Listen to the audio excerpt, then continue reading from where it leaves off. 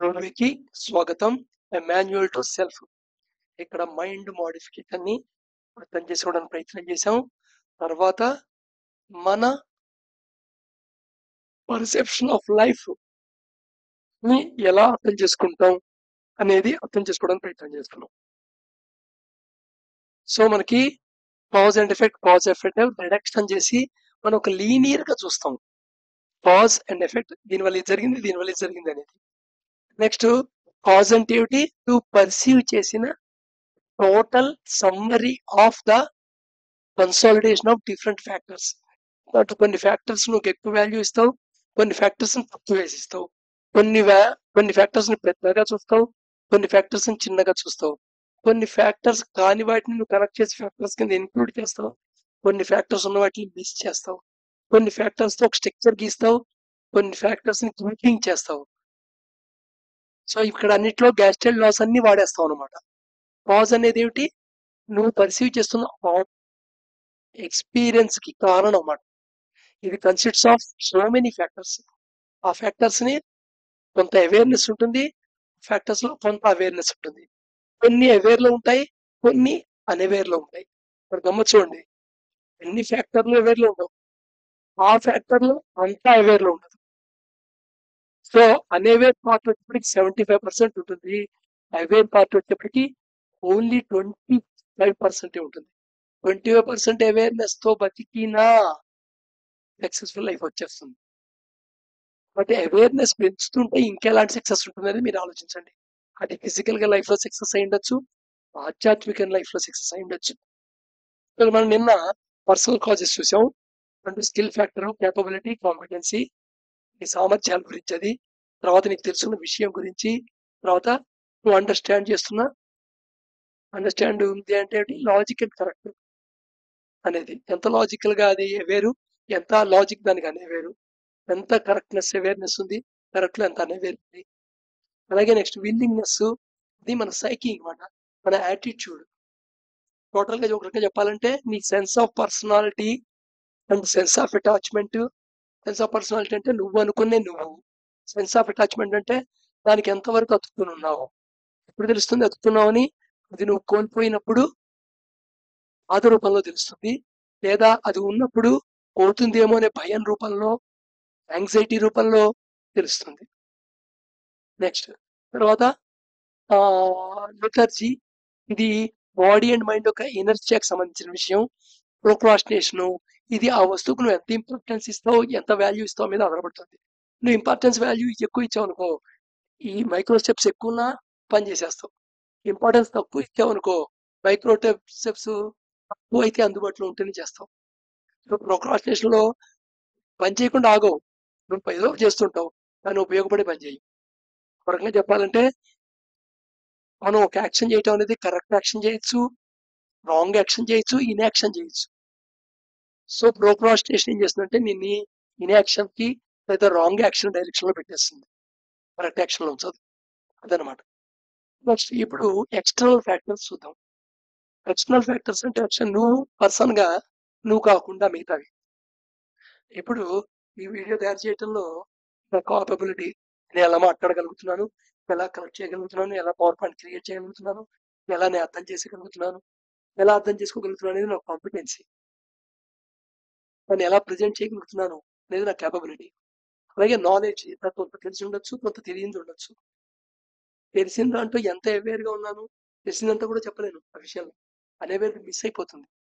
అలాగా తెలుసుకున్న విషయంలో ఎంతవరకు అర్థం చేస్తున్నాను, అది లాజికల్ గా కరెక్ట్, రెండు క్యారెక్టర్స్ దానికి ఉన్నాయా, ఎంతవరకు ఉన్నాయి, ఎంత అవేర్ గా ఉన్నాను, అన్అవేర్ గా ఉన్నాను. అలాగే నాకు విల్లింగ్నెస్ ఏమిటి, నా సైకలాజికల్ బ్యాక్గ్రౌండ్ ఏంటి, నాకు సెన్స్ ఆఫ్ పర్సనాలిటీ ఏమిటి, సెన్స్ ఆఫ్ అటాచ్మెంట్ ఏమిటి. సడన్గా వారం రోజులు గొంతు పూడిపోయి జలుబు వల్ల, జ్వరము, జబ్బు, తలకాయ నొప్పి, ఒళ్ళు నొప్పుల వల్ల వారం రోజులు ఆల్మోస్ట్ హెల్త్ సరిగ్గా లేకపోవడం వల్ల నేను ఏమీ చదవలేకపోయాను, ఏది తయారు చేయలేకపోయాను. ఇది కాకుండా ఇండ్యూస్డ్ అట్రాక్షన్ ఉండటం వల్ల చదవడానికి కూడా ఇష్టం అవుతుంది. సో ఈ ఈ ఫ్యాక్టర్స్ తో ఇవన్నీ నా సైకి క్రియేట్ చేస్తుంటాయి. ఆ ఆతృత ఏదో చేయాలని, అయ్యో చేయలేకపోతున్నాను బాధ, చేయబోతే ఎలాగా, ఎందుకు వీడియో చేయట్లేదే అంటే సెన్స్ ఆఫ్ అటాచ్మెంట్ చెప్తుంది అక్కడ. ఆ వీడియో బాగా చేశానని ఫీలింగ్ వచ్చినప్పుడు సెన్స్ ఆఫ్ పర్సనాలిటీ ఇంక్రీజ్ అవుతుంది. ఇది కూడా అబ్జర్వ్ చేస్తుండాలి. నెక్స్ట్ అలాని 7 రోజులు ఏ పని చేయలేదా? చేసాం. చాలా పనులు చేస్తున్నాం. 24 గంటలు పడుకున్న టైంలో పడుకోవడం పని తప్ప పడుకున్న టైంలో కళ్ళకన్నాం అనుకో మెలుకున్నప్పుడు ఏదో చేస్తూనే ఉన్నాము. ప్రోక్రాస్టినేషన్ అది.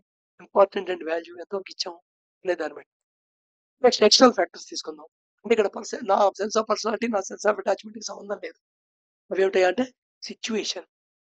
సో టైం సెట్ అవ్వాలి, ప్లేస్ సెట్ అవ్వాలి, డైరెక్షన్ సెట్ అవ్వాలి, మ్యాగ్నిట్యూడ్ సెట్ అవ్వాలి. సామాన్యంగా ఇవన్నీ సిచ్యువేషన్ ఫ్యాక్టర్స్ ఇవి. కరెక్ట్ టైంలో, కరెక్ట్ ప్లేస్లో, కరెక్ట్ డైరెక్షన్లో, కరెక్ట్ మ్యాగ్నిట్యూడ్లో చేస్తేనే అది పని నువ్వు అనుకున్న డిజైర్ ఎఫెక్ట్ వైపు ఒక స్టెప్ వేస్తుంది. నువ్వు బాల్ని గోల్లో కొడదాం అనుకున్నావు, నువ్వు రైట్ టైంలో కొట్టాలి కదా. కొట్టకపోతే పక్కోడు వచ్చే బాల్ వెళ్ళిపోతాడు. ఆ బాల్ రైట్ ప్లేస్లో ఉండాలి కదా ఇక్కడికి వెళ్ళేందుకు డైరెక్షన్లో. నెక్స్ట్ రైట్ ప్లేస్లో ఉన్నంత మాత్రం నువ్వు డైరెక్ట్ డైరెక్షన్లో కొట్టకపోతే వెళ్ళిపోతుంది కదా. నెక్స్ట్ నువ్వు గట్టిగా కొట్టకపోతే గోల్కి వెళ్ళకుండా ముందే బాల్ ఆగిపోతుంది కదా. మరీ గట్టిగా కొడితే గోల్లోకి వెళ్ళి బయటకు వచ్చేస్తుంది కదా. సో సిచ్యువేషనల్ ఫ్యాక్టర్స్ ఇవన్నీ. Time, place, duration, magnitude. వీటిలో మీకు కొంత అవేర్నెస్ ఉంటుంది, కొంత అన్అవేర్గా ఉంటుంది. చాలా విషయాల్లో మనకి టైము, ప్లేసు, డైరెక్షన్, మ్యాగ్నిట్యూడ్ అవేర్లో ఉండదు, అన్అవేర్గా చేస్తుంటాం. అందుకని కొన్ని పనులు అవుతుంటే కొన్ని పనులు అవ్వవు. దీనికి మనం బాధ్యులం, మన అవేర్నెస్ బాధ్యులం. మన అన్అవేర్నెస్ అనేది దానికి కారణం, మన అవేర్నెస్ లేకపోవడం అనేది దానికి కారణం. కానీ మనం ఏం చేస్తామంటే కర్మని బ్రేక్ చేయడానికి ట్రై చేస్తాం. ఎందుకంటే అదో సిద్ధాంతం ఉంది కదా, కర్మ కొద్ది అనేది. అని కాదు. రైట్ టైంలో, రైట్ ప్లేస్లో, రైట్ డైరెక్షన్లో, రైట్ మ్యాగ్నిట్యూడ్లో నువ్వు పని చేయలేకపోతే ఆ పని నువ్వు అనుకున్న ఫలితం సాధించదు. నువ్వు రైట్ టైంలో చెప్పలేకపోతే ఎదుర్కొనేవాడు వెళ్ళాడు, రైట్ ప్లేస్లో చెప్పలేకపోయినా వెళ్ళాడు, రైట్ డైరెక్షన్లో చెప్పలేకపోయినా వెళ్ళాడు, రైట్ మ్యాగ్నిట్యూడ్లో చెప్పైనా వెళ్ళాడు. మనం ఎవరికైనా ఏదైనా విషయం చెప్పేప్పుడు మ్యాగ్నిట్యూడ్ మారిపోతుంది. దేన్ని బట్టి? నీ యొక్క ఉద్వేగం బట్టి. డైరెక్షన్ మారిపోతుంది. నువ్వు రిజల్ట్ ఆతృత బట్టి, ఆ రిజల్ట్కి నీ సెన్స్ ఆఫ్ అటాచ్మెంట్ బట్టి. టైము, ప్లేస్ అనే అవేర్నెస్ ఉండదు. అది ఎదుర్కొన్న వాళ్ళు గ్రహించే టైం ఎప్పుడుంది, ఏ ప్లేస్ లో గ్రహిస్తారు అనేది కూడా చూడం. అందుకనే ఎవరికి ఏది చెప్పినా వాళ్ళు ఏదో అర్థం చేసుకుంటారు, మారిపోతారు అనుకోవడం పొరపాటు. అసలు వాళ్ళు అర్థం చేసుకునే రీతిలో మనకు చెప్పట్లేదు అనేది వాస్తవం. అర్థం చేసుకుంటుందా లేదా అనేది వాళ్ళ వేరు. కానీ వాళ్ళకి అర్థమయ్యే మ్యాగ్నిట్యూడ్ లో నువ్వు చెప్పలేదు, వాళ్ళ అర్థం డైరెక్షన్ లో చెప్పలేదు, ప్లేస్ లో చెప్పలేదు, టైప్ లో చెప్పలేదు. అప్పుడప్పుడు కొన్ని టైం ఫాలో అవుతుంటాం, ప్లేస్ కరెక్ట్ కాదు.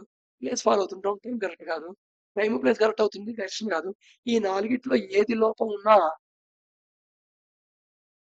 అది ఫ్యాక్టర్ అవుతుంది జరగకుండా ఉండడానికి. So next integrity. తర్వాత సపోజ్ ఫ్యాక్టర్ లో ఒకటి కంటే ఎక్కువ థింగ్స్ ఉన్నాయి అనుకోండి. ఆ థింగ్స్ వస్తువులు అయి ఉండొచ్చు, లేదా పర్సన్స్ అయి ఉండొచ్చు. ఫర్ ఎగ్జాంపుల్ ఈ వీడియో తయారు చేయడానికి పీపీటీ తయారు చేయడానికి ఒక మనిషి ఉన్నాడు, దీనికి రన్నింగ్ మ్యాటర్ తయారు చేయడానికి, గ్రాఫ్ తయారు చేయడానికి ఒక మనిషి ఉన్నాడు, నేను చెప్పడానికి నేను ఉన్నాను అనుకోండి. మా ముగ్గురి మధ్య కోఆర్డినేషన్ ఉంటేనే జరుగుతుంది. లేకపోతే వాడి ఇష్టం వచ్చినట్టు వాడు తయారు చేస్తాడు, వీడి ఇష్టం వచ్చినట్టు వీడి మ్యాటర్ తయారు చేస్తాడు, నా ఇష్టం వచ్చినట్టు నేను చెప్తాను. ఇక్కడ ముగ్గురు ఒకటే జరుగుతుంది కాబట్టి పర్సనల్ ఫ్యాక్టర్ అది. సో నెంబర్ ఆఫ్ పర్సన్స్ మీద ఆధారపడుతుంది అన్నమాట ఇంటిగ్రిటీ అనేది.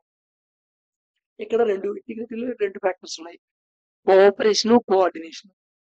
కోఆపరేట్ చేయగలిగి ఉండాలి అంటే ఏంటంటే నువ్వు నీ పని చేస్తూ ఉండాలి, వాడి పని నువ్వు చేయగలిగే సహాయం చేస్తూ ఉండాలి. ఎలాగా? టైము, ప్లేసు, డైరెక్షన్, మ్యాగ్నిట్యూడ్ అనే వీటిలో ఏ తేడా వచ్చినా నువ్వు చేస్తుంది కోఆపరేషన్ లో ఉండదు, హెల్ప్ లో అసలు ఫీల్ కాదు, డిస్టర్బెన్స్ లో ఫీల్ అవుతాడు. నెక్స్ట్ కోఆర్డినేషన్ ఉండాలి. అంటే ఏది ఏ టైంలో ఎప్పుడు ఏం జరగాలో జరగాలి. అంతేగాని నేను ఈ పని చేసి పెడతాను కానీ నాకు ఇష్టం వచ్చినట్టు చేసి పెడతాను, అది ఎదుగుతున్నవాడికి ఉపయోగపడుతుంది ఉపయోగపడదు అనే సిచ్యువేషన్ ఉండకూడదు. కోఆర్డినేషన్ ఇది మనం ఎక్స్పీరియన్స్ అవుతూనే ఉంటాం. కోఆపరేషన్, కోఆర్డినేషన్ కరెక్ట్ గా ఉంటే ఆ గ్రూప్ చేసే టోటల్ ఏముందంటావు? ఇంటిగ్రిటీ ఉందంట. అలాగే యూనివర్స్ లో నీ యొక్క ఇంటిగ్రల్ పాత్ర ఏంటి అనేది కాస్మిక్ కాన్షియస్నెస్ వాడికి తెలుస్తుంది. ప్రస్తుతం నీ లైఫ్ లో, నీ లైఫ్ ని నువ్వు జీవించడంలో నీ యొక్క ఇంటిగ్రిటీ ఏంటి అనేది నీ పర్సనల్ ఫ్యాక్టర్స్ నీకు అర్థం చేసుకుంటేనే తెలుస్తుంది. ఎప్పుడైతే నువ్వు పర్సనల్ ఫ్యాక్టర్స్ అర్థం చేసుకుంటావో ఆటోమేటికల్గా ఎక్స్టర్నల్ ఫ్యాక్టర్స్ కూడా నీకు కన్సిడరేషన్ తీసుకుంటావు. సో నువ్వు రెస్పాన్స్ కింద మారుతావు. అందుకని ఇక్కడ పని అయితే లక్, పని కాకపోతే బ్యాడ్ లక్ అని అనుకుంటాం. లక్ బ్యాడ్ లక్ ప్రపంచంలో లేదు. జస్ట్ అవేరు అనే వేరు అంతే.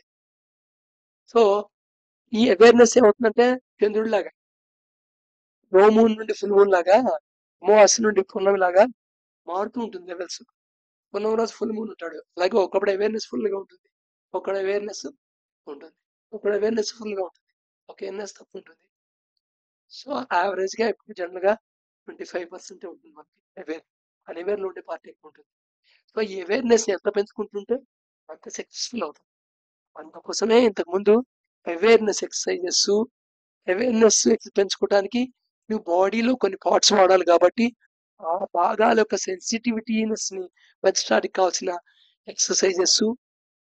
ఈ ఎక్సర్సైజ్లన్నీ చేయాలంటే, అవేర్నెస్ ఎక్సర్సైజ్లు, సెన్సిటివ్ ఎక్సర్సైజ్లు చేయాలంటే నీ యొక్క బాడీ అండ్ మైండ్ సహకరించాలి. కాబట్టి బాడీతో ఏమో ఆసనాలు, మైండ్ సహకరించాలి కాబట్టి మైండ్తో ఆ జాగృతి క్రియ, మైండ్ఫుల్నెస్, లిఫ్ట్ వాచింగ్, ఈ బాడీ అండ్ మైండ్ మొత్తం ఇంటిగ్రేటెడ్ గా పనిచేయాలి. కాబట్టి నీ యొక్క 3 step rhythmic breathing and correct methods, food విషయంలో రెగ్యులేషను, నిద్ర విషయంలో రెగ్యులేషను, సెక్షువల్ విషయాల్లో రెగ్యులేషను,